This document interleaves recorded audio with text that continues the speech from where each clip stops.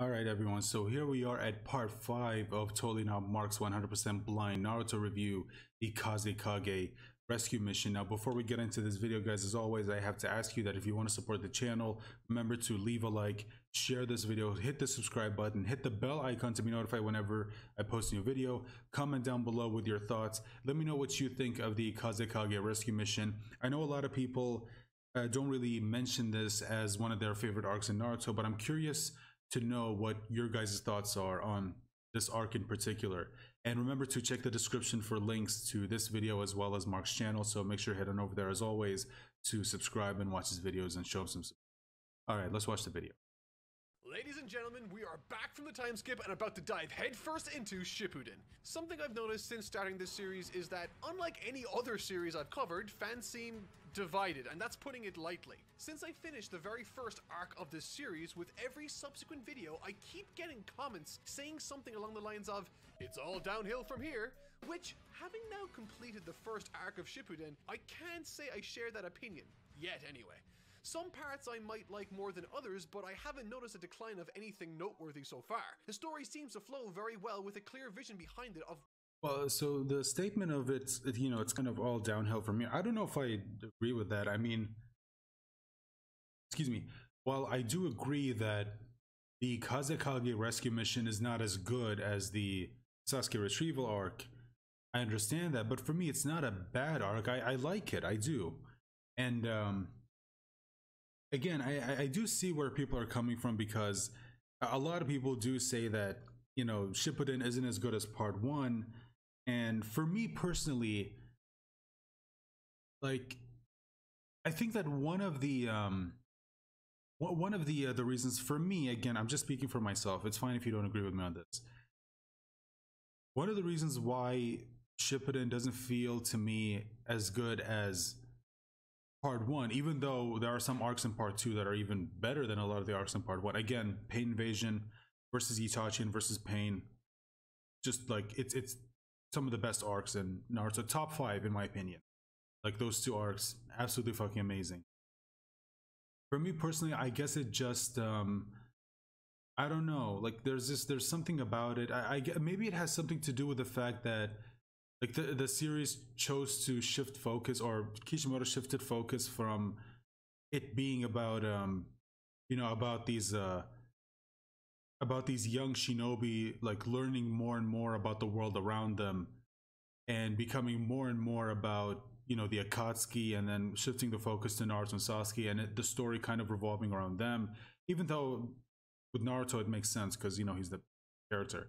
But I guess a lot of people do kind of wish that the story would have focused a little bit more on some of the side characters. Again, like, that's one of the reasons why I kind of wish that Kishimoto would have, you know, gone through with killing Neji and Choji and Lee, because, I mean, if you look at how they're handled in part 2, like, he doesn't really do anything with them, and then Neji, the war, kind of just gets killed off. And, like, it's I mean, yeah, at least he gets killed off doing something noble like protecting Hinata. But I've always wondered, like, dude, instead of just putting your body in front of those spikes, why didn't you just run forward and just push them out of the way? Like, why didn't you do that instead of, like, jumping in front of the spikes? I never understood that. But yeah, I do get where people are coming from. I don't think, like, part 2 is all bad. Most of the bad, in my opinion, is kind of in the war arc. But yeah, I don't know. It's just something about part 2 that just, to me, didn't hit as much as part 1, with the exception of a few, like, again, Pain Invasion, Itachi fight, the dry end Pain fight. Just, like I said, it's top 5 best parts of all of Naruto. All right, let's continue. What needs or wants to be done. I'm not saying that it can't go downhill from here, but it hasn't happened for me yet, and it certainly didn't happen with this arc. And today, I'm sharing my blind first impressions of the Kazekage Rescue Mission, and spoiler alert, I loved it.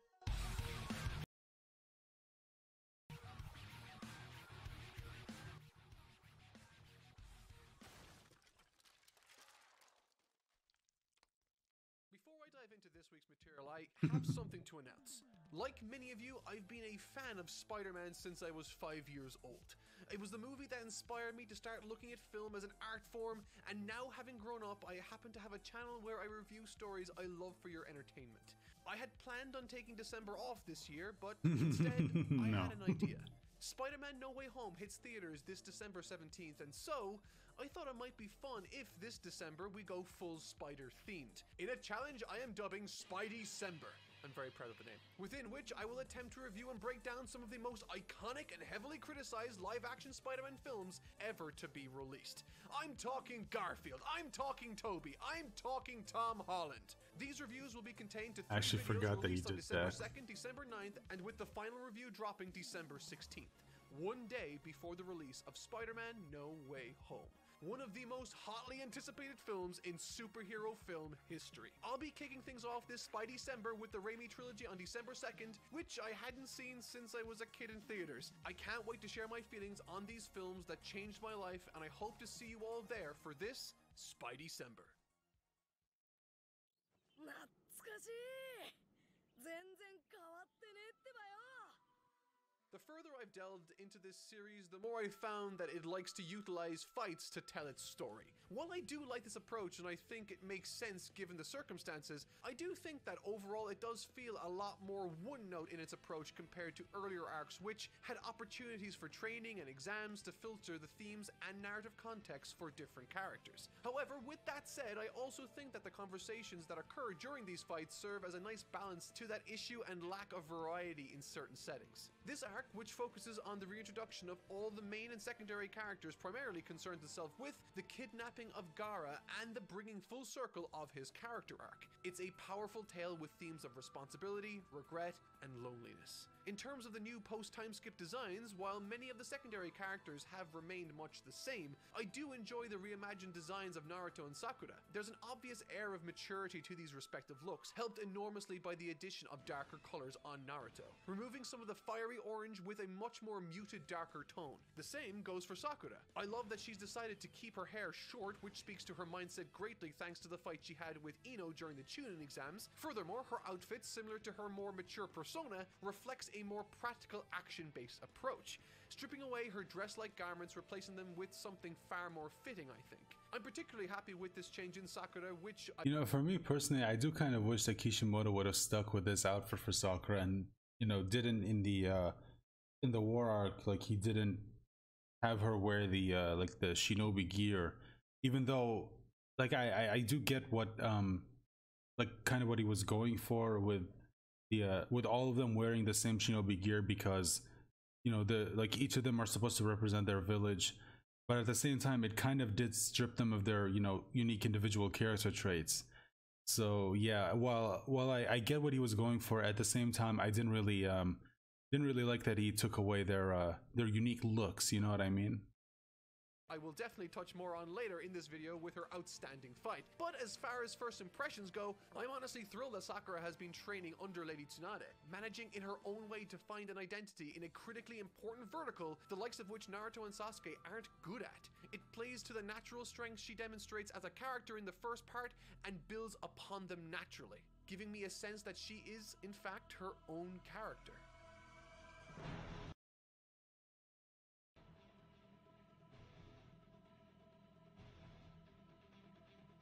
As a concept, I really love time skips in stories. They can't really be used all too often, and when used correctly can offer a lot of anticipation and fun for the audience reading or watching.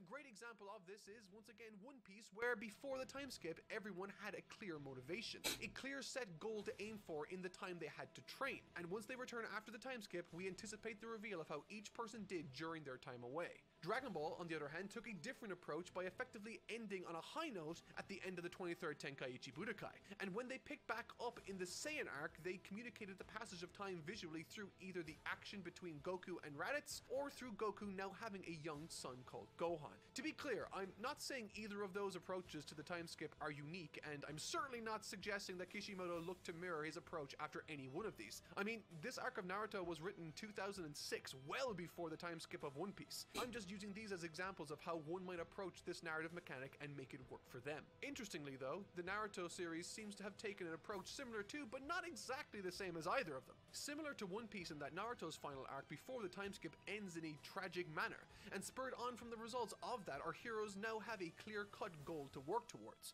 And like Dragon Ball, we see the passage of time with certain characters more accurately through the revelation of their new circumstances. That didn't really look good.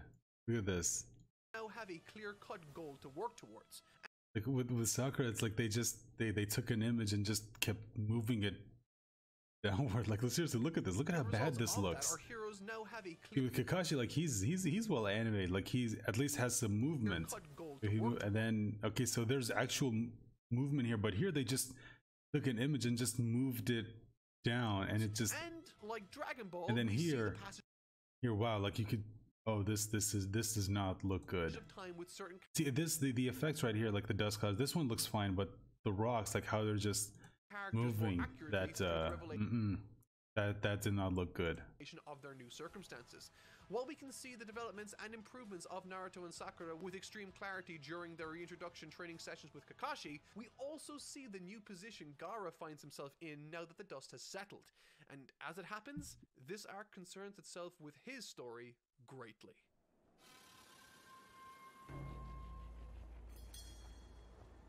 Finally, after all this time, the Akatsuki are making their presence felt, and in this arc, they are pretty damn awesome. Itachi specifically I found to be massively entertaining in that regard, creepy as it was, but I'll touch on that a little later. As it happens, these Akatsuki folks are after individuals known as Jinchuriki. These are humans like Gaara and Naruto that within them possess the spirit of one of the nine-tailed beast spirit things. And speaking of which, one of this arc's strongest reintroductions comes by way of Gaara to the story. We catch up with him in the sand village he was raised in as the new Kazekage. The differences don't stop there, however, and we see just how much he's changed when a character from the Akatsuki arrives and starts to slaughter the people of his village. There are flashbacks detailing in explicit terms how Gaara's mindset has changed over the last number of years, dedicating himself to his people. He wants to build a connection with his village, gain their respect, and to become something precious to them. He wants to be a person people can look up to, someone who can lead and look after his community. It's a beautiful 180 he's taken since we last saw him during the Chunin exams, with my favorite demonstrations of his character coming in the form of his defense of his own village, using all of his chakra in a massive effort shielding his people from the oncoming attacks from Deidara. And I don't know what it is, but every single time Gaara tangles with anyone, it's always a spectacle. Something amazing to look at visually while offering up some juicy narrative growth in the process. The fight that takes place, while not being much to look at in the anime, in the manga the page spreads are truly breathtaking. The scale is evident and only further serves to reinforce the extreme effort Gaara is willing to push himself towards in the name of protecting others now. Despite the fight ending in defeat. So he brought up something kind of interesting, like what he said right here. Much to look at in the anime. Yeah, the fact that the fight isn't really all that much to look at in the anime, and I actually do agree with him, because I remember, like I still remember when I first watched the when I first got to the Shippuden part in the anime, I always wondered why, and this was mostly in the beginning parts of Shippuden. Obviously it got a lot better as it went along, but and if you guys know the reason why, let me know in the comments, because for some reason, like, and you just saw an example earlier in this video, but the animation was just, I don't know, like it wasn't as good, if you know what I mean. Like, okay, take part 1 Naruto for example. Even though, like, obviously not every episode had like the amazing Sakuga animation, obviously, because you can't do that for every episode, especially for a long-running shonen. Like, you have to save those for specific moments. Although it seems like One Piece kind of showed up and pretty much completely destroyed that that narrative. Even in some of their, like, let's say, I guess you could say quieter episodes where there isn't as much action, like, it still looked good. You know what I mean? Like, it never felt kind of boring to look at. But with Shippuden, and again, this is just mostly in the beginning parts of the series, like mostly in the Kazekage Rescue Mission. I don't know why, but it just looked kind of, I don't know, it just kind of looked boring. I don't know what happened. Maybe there was something behind the scenes that happened during that time when those episodes were being produced, but it just looked kind of, what's the word I'm looking for? Not necessarily boring.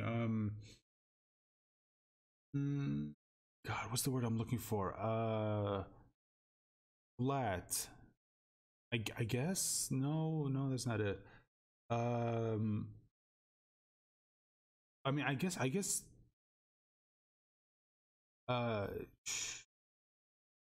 uninteresting, I guess is probably the word I would use. It just looked kind of uninteresting, and I don't know why. I still have no idea why that happened. But anyway, excuse me. Let's go back to that Gaara is on the path to winning the war in his mind, helped obviously by the young Uzumaki Naruto's actions and philosophy. However, now kidnapped and in transit to the stronghold of the Akatsuki for purposes we have yet to fully understand, the word reaches Naruto and his allies. Something needs to be done, and this, my friends, is where our story really kicks off. But before I jump into Naruto and the gang's effort to catch up with and save Gaara, I have one small nitpick that I just have to get out in the open. There have been very few things in Naruto the series that have bothered me, and honestly, fewer than is standard for a story I review on a long-term basis. However, now I think is the time to talk about a particularly bad piece of writing that's all over this manga. It's minor, but it would be disingenuous for me not to mention it amongst all the praise I've given this series. My pet peeve with this series is when a character says, and I quote, "that jutsu." You know when in movies characters that are best friends tell us that they're best friends like, "Hey man, we've been friends since we were kids," etc, etc. People don't really speak to each other like that in the real world, and it just sucks me out of the experience when I hear it or see it in writing. And in a sense, that's what that jutsu does for me when a character says it to another. You can't be talking about that jutsu. I mean, like, they may as well be winking at the camera. Now, with that said, I totally understand the utility of such a sentence. Kishimoto wants to tell us that whomever's speaking has an ace up their sleeve, but he doesn't want to tell us what that is. I get it, it's a builder of anticipation, in a sense, but there has to be a better way than this. And to be honest, it wouldn't have bothered me if it had only been once or twice in the series, but it happens countless times. Alright, so back to the story. From what I remember, it's probably used at least one more time after this. Wait, so I'm still confused. Like, I'm trying to think about it. Like he said. All right, so back to like what jutsu was Jiraiya talking about? I mean, originally I thought no, seriously, what ability was he talking about? I mean, no, it can't be the Rasengan because he uses it afterwards. Like, I'm trying to think what, like, okay, wait, was he referring to Naruto trying to use the Nine Tails? Was he referring to Naruto using the summoning? I mean, why would he tell him not to use that? Because is it because Naruto still needs to draw on the Nine Tails' chakra to be able to summon Gamabunta? I don't know.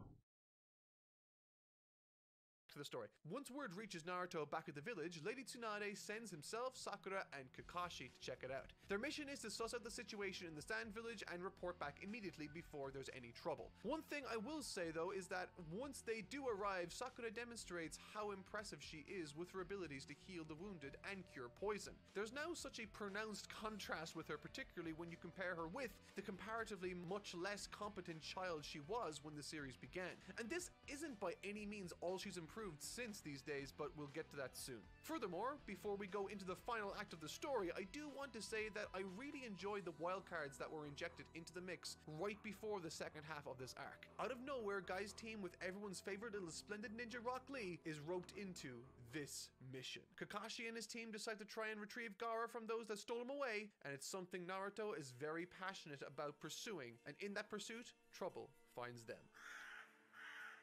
Itachi is fucking terrifying.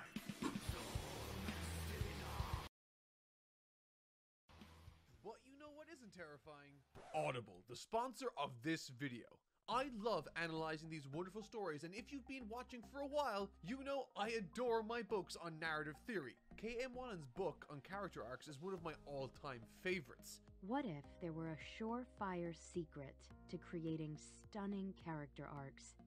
Would you be interested in discovering it? Well, I was, and you can be too thanks to Audible. Your membership gives you access to many thousands of audiobooks, podcasts, and even guides for fitness, which honestly is great for me seeing as I'm trying to run a marathon next year. As an Audible member, you get 1 credit each month that you can spend on any of the premium titles. That's all the latest new releases. Download one of those a month and you get to keep it forever. You also get access to the new Plus catalog, which hosts awesome things like ad-free podcasts, thousands upon thousands of older audiobooks, and Audible's great original programs. So why not treat yourself this holiday?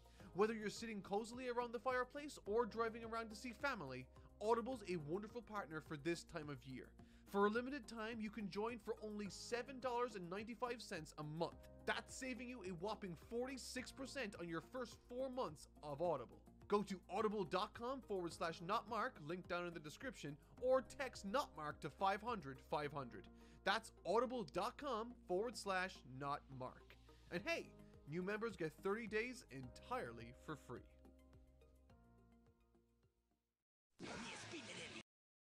We can just depict Itachi's fight with Kakashi's group, but also Gai's team with Itachi's ally Kisame isn't simply just how imposing the enemies are presented, but how capable the leaders of each group are, Kakashi and Gai. There's some great lines of dialogue from Kakashi here that really help to relax me into the situation, revealing Itachi's strategy, his weaknesses with his eyesight, and threatening him by saying that he, Kakashi, doesn't make the same mistakes twice. Almost putting himself on the same level as Itachi and reminding us all too that he was a prodigy when he was growing up. And really, I think despite the two fights happening side by side with different people, Gai and Kakashi, they share a ton in common, with both leaders' groups suffering compromises to their abilities, leaving much of the heavy lifting to Gai and Kakashi respectively. Gai ends up implementing a technique very similar to that which Lee used against Gaara, and in the manga the scenes feel truly massive. The scope of the battle feels enormous, which, interestingly, is the exact opposite of Kakashi's fight with Itachi, and this is by design. It felt painfully intimate. Everything from Itachi's first appearance to his constant state of always feeling comfortable in every situation. I mean, this is why Kakashi in this instance added so much to the scene. With Itachi popping up out of the shadows, the reassurance Kakashi gave me as a reader felt much needed. But good God, did I not anticipate what he would put Naruto through. Acting as some sort of sadistic spirit of Christmas past, confronting him with manifestations of his deepest insecurities, regrets, and fears. It's a masterful touch, further separating Itachi as a villain or foe unlike any we've seen before in this story. Climaxing in a sequence where Kakashi holds Itachi off long enough for Sakura to bring Naruto back to reality, where he lands a devastatingly impressive attack in his feral spirit state, and it's the combination of this in tandem with his shadow clone technique. And then a little bit of a foreshadowing from Itachi being happy at Naruto's growth, because he knows that eventually he'll have to leave everything up to Naruto when it comes to Sasuke. That made this hype as all hell. And that's when Itachi and Kasame reveal that these were fakes the entire time, and that their real selves aren't anywhere close by, appearing before them like this simply because they wish to stall them. Frustrating as it was for sure, it was also a brilliant scene and one that really freaked me out while I was reading it. Alright, so the situation is Big Door has a lock, Gaara is on the other side being killed, and because of that door and the seal that's on it, they have to split up into a bunch of different fights. Some are great, and others we straight up just do not see. So let's kick things off with one of the battles that we do see, the battle inside the cave, featuring Granny Chiyo and Sakura versus Sasori. Sakura's fight with Lady Chiyo against Sasori was actually way better than I was anticipating. Sakura, while showing promise in a multitude of areas, always felt significantly less interesting, due in part to her being used predominantly for comedy and, well, to swoon over Sasuke. Which again, that's totally normal for a young girl in a story to do, but when all of the other characters have deeply philosophical and moral dilemmas at the core of their respective characters that they themselves deal with in every fight, it really felt like when different battles took place, Sakura was left out to dry. But in this arc, Kishimoto seems to have given her something much more to work with, or at the very least built something significant off of the strong foundations laid during certain sections of prior arcs. Characters like Kakashi, Rock Lee, Gaara, Hinata, Neji, Naruto, and even Sasuke all derive their issues from their upbringings. However, compared to these characters, Sakura's upbringing was comparatively painless and, well, yeah, it was normal. pretty I okay. mean, in the first arc, when she was introducing and presenting herself She's probably the only character that we know of that didn't really have a terrible, you know, backstory. Well, I guess Ino kind of falls into that category, but pretty much everyone else, like, something bad happened to them that affected them and, like, dictated who they would be in the future. First arc, she defined herself by what at the time was most important to her, Sasuke. But fast forward to right now, after the time skip, she can now derive ambition and motivation not from her childhood, but from the events that took place over the course of the series' first half, stuff that we, the readers, can relate to. She's now full of regret after she failed to keep Sasuke from fleeing the village in the first place, disappointed that she was too weak to help bring him home, and now years later she's trained to become significantly stronger, studying under Lady Tsunade to gain jutsu to specifically protect and heal her friends. And in this scene she fights tooth and nail against Sasori just so that she can live up to her own ideals one moment longer. I've been critical in the past to her, but I also give credit where it's due. And that right there, that's a tremendous improvement on all fronts. At numerous points in this fight, Sakura is told to stand down, to let the old lady handle this fight. And time again, she picks herself off the ground and shows everyone, including us, the readers, that she isn't the same scared little girl she once was. And really, while she started the story as this girl I was sort of only lukewarm on, this fight alongside Granny Chiyo acts as, at least for me, her coronation as a fully realized character with a wonderful resolve clearly on display. Struggling with her own internal psychological questions, unique to her by the way, and a master that sees something inside her student that no one else seems to see. Where Sasuke has his clan's genetics or heritage, and Naruto has the fox spirit, it's easy Naruto also has some genetic advantages being an Uzumaki. to forget that Sakura doesn't have these same advantages, and for her to become as exceptional as she is right here is a feat worth standing back and showing praise for. Couple this with the fact that her opponent Sasori and her partner Chiyo, and you have for yourself a narrative cocktail primed for some effective emotional imagery and a challenge large enough to allow Sakura to amaze us all with her new abilities. As Chiyo is faced with aggression against her own lost grandson, having totally lost his way by the way, starved of the love that he cherished and so needed, uses his powers of puppetry to wield the parents he lost as a child. It's unsettling and it's tragic, particularly when you take into account the fashion with which Chiyo and Sakura see to his demise using the puppets of his parents, assuming the same positions around him as they symbolically welcome him to the afterlife, stabbing him collectively in the same pose they were seen hugging him once before. This event also concerned itself with Chiyo considerably. I found her character quite abrasive and, well, unlikable when we were introduced to her, but she too has undergone a considerable change, one that is linked in many ways to Gaara and his standing in his community. And speaking of Gaara, time to finally check in with the character leading the charge for his rescue, Naruto. The more this series explores Naruto as a character, the more interesting he becomes to me. Since the beginning of this series, we haven't really had much chance to see Kakashi show Naruto much attention, but that changes in this arc, and with that change, something came into focus for me. A theme I don't often see explored in as much depth and honest a fashion is that of responsibility within shonen stories. Now, I know what you're going to say. That's sort of the crux of like 90% of various characters. And to that I say, I appreciate and understand that, but within those stories, oftentimes, if the outcome of a rash decision made by a character results in confrontation or aggression, normally stories will lean more in the camp of determination and tenacity to save the day for that character, which sort of flies in the face of the theme of responsibility, I think, in a sense. Naruto desperately wants to save Sasuke. He desperately wants to save Gaara. It's as clear as day on his face. His frustration and anger is bubbling to the surface as he brandishes his fox spirit's powers more and more. He promised Sakura, he promised everyone, and he promised himself that he would bring back Gaara home. And yet, and speaking of Naruto, like when he was chasing Deidara and him, you see him like not really keeping control of the Nine Tails' chakra, whereas before in part 1 you saw that he like tried to study to learn to draw the knives as a chakra willingly. And then of course as things around him start to fall apart, you see that he's slowly but surely losing control over keeping the knives as his chakra in check. And then all throughout Shippuden, especially like in part 1 here. All right, sorry about that, guys. Where was I? Oh yeah, talk about Naruto. Like here, at least you see at the beginning, you see him at the beginning stages of slowly allowing the Nine Tails to utilize his emotions to start to slowly wear off the seal, because he's noticing everything around him like starting to fall apart. You know, Sasuke leaves, and then he finds out about Gaara and he tries to save him. He fails essentially, and then someone else has to end up saving him.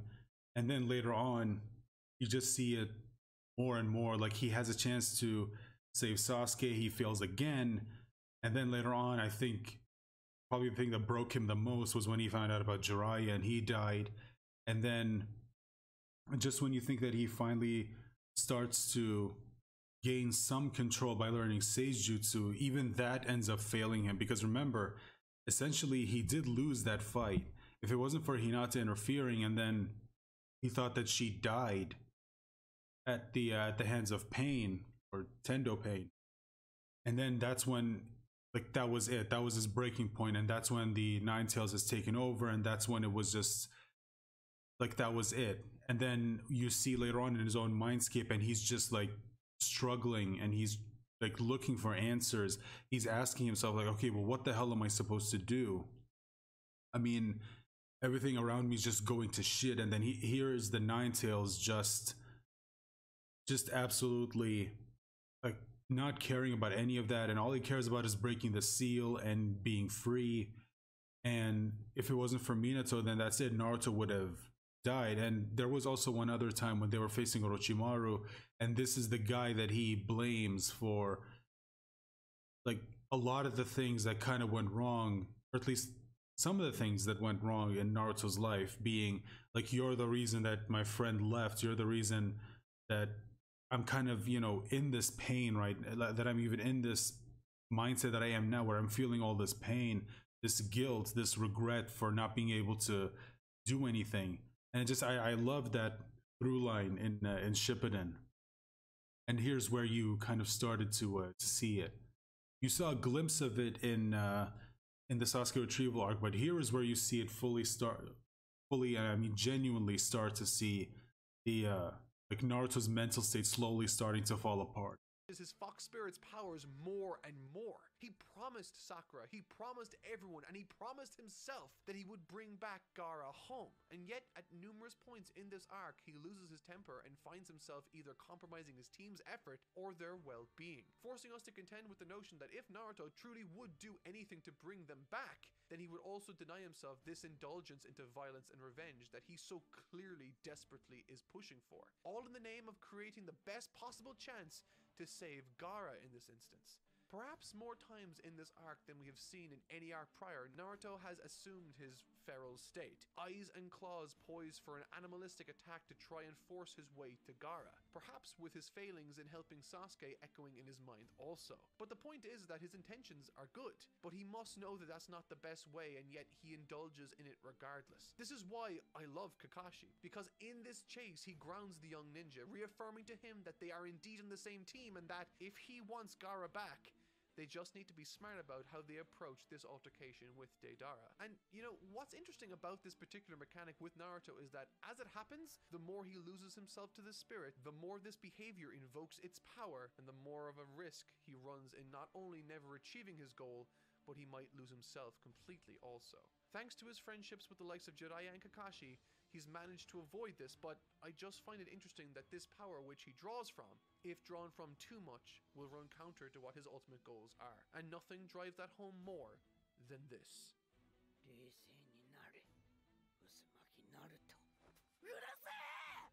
There's a simple but fantastic series of panels in this manga where Gaara finds himself all alone, fading away with no one to help him. And simply Naruto, someone who's found himself in that same situation, thinks of the times when he was at his loneliness. Eventually, he slowly but surely built a community around him that cared about him. It's been described in the story, and particularly in this arc, that Naruto's power is to build connections with everyone he speaks with, and this is reflected in these panels. As time went on, he was able to build around him a wonderful community of friends and loved ones, but Gaara didn't have those same advantages. And when Chio starts to make murmurings along the lines of "this is how it is for Kazekage," Naruto snaps. No one understands Gaara like Naruto does, and even Naruto can't imagine what his circumstances must have been like.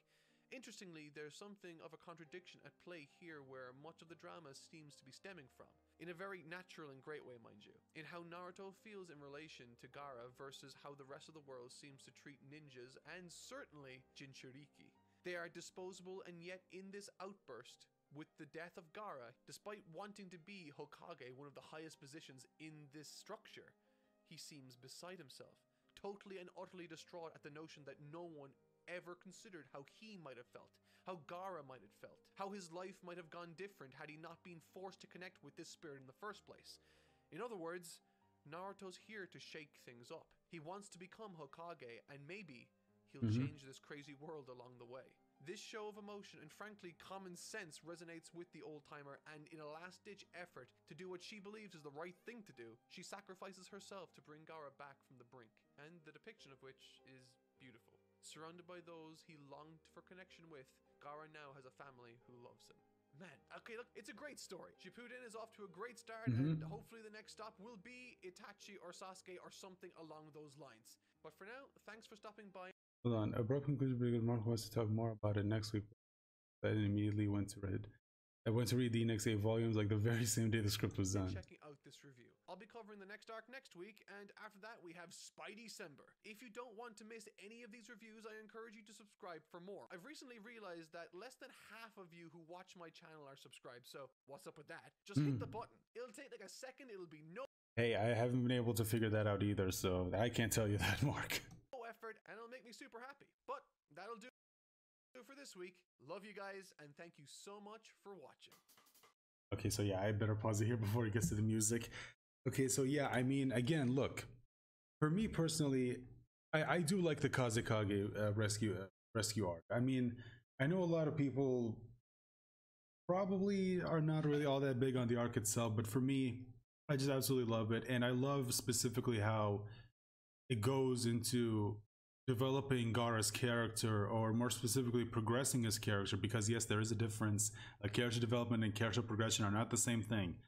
And for me, I think this is one of the reasons why I think Gaara specifically is so loved by a lot of members of the fandom, because he's just like such an interesting character. You know, he started off being absolutely just like Naruto, being hated by everyone in the village, and initially he just played into it. He realized, okay, well, if everyone's gonna hate me, well then, I mean, there's nothing really that I can do. I might as well, you know, be the monster that they say that I am.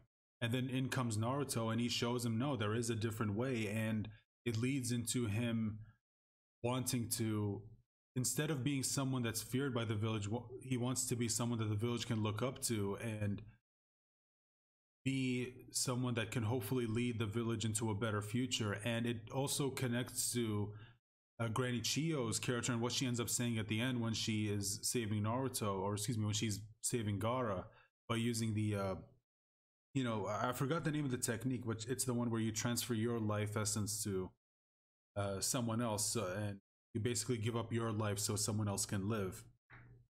And I just absolutely love it, because she ends up saying, you know, we people, we're the ones who are kind of responsible for the world being what it is now. We're kind of the ones responsible for why Jinchuriki are so hated, because we're the ones who ended up using them as weapons in the past, and because of that, people now can only see them as weapons and as things that are the reasons for why there's so much destruction and everything. But you know, I believe that you and Gaara, you're the future. You can change things, hopefully. Just you being here and you wanting to give up your life to help the sand, like that in and of itself is proof that it is possible for there to be an alliance between the leaf and the sand. And that's one thing that I just absolutely love about this arc, and what Kishimoto's saying is that, you know, there can be a better future. Just because things were bad in the past, it doesn't necessarily mean that that's what it always has to be. And I love it. And the moment at the end of the arc where you have Gaara and Naruto saying goodbye by shaking hands, and that's sort of symbolizing an alliance between the leaf and the sand, and them of course representing the future for both of their villages. Then of course Naruto would go on to become Hokage, and they would work together to, you know, just try to make the world better than it was before. And it plays into the whole thing of what Kishimoto like sometimes says all throughout the series, where, you know, eventually like you're gonna have to leave things up to the next generation. And he even says it a little bit in the near the end of the war arc with Madara and Hashirama, where he says, you know, you Madara, this is Hashirama talking to Madara, he says, you try to do everything while you were still alive, but you fail to realize that we can't do everything. Like, we only have a limited amount of time on this world, and if there's something that you can't accomplish in your lifetime, then you just have to end up leaving it up to someone else and trust that they'll pick up where you left off, and they'll be able to accomplish the goal that you set out for yourself. And I love that that's a theme all throughout the Naruto series. But anyway, guys, let me know your thoughts in the comment section down below. What did you think about this arc? Did you like it? Did you hate it? Do you agree with a lot of the points that I brought up? Do you agree with a lot of the points that Mark brought up and some of the things that he said in this video? And while you're here, consider leaving a like, sharing this video. Please hit the subscribe button if you haven't, and make sure to click on the bell icon to let you know whenever I post a new video. And remember to check out the next video, which of course will be part 6.